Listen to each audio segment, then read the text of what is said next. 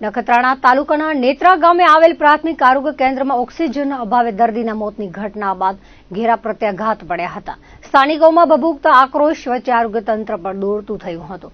દરમિયાન નેત્રા પ્રાથમિક આરોગ્ય કેન્દ્ર ખાતે જન આરોગ્ય સમિતિની બેઠક મળી હતી, જેમાં સમિતિના તમામ સભ્યોએ ભાગ લીધો હતો.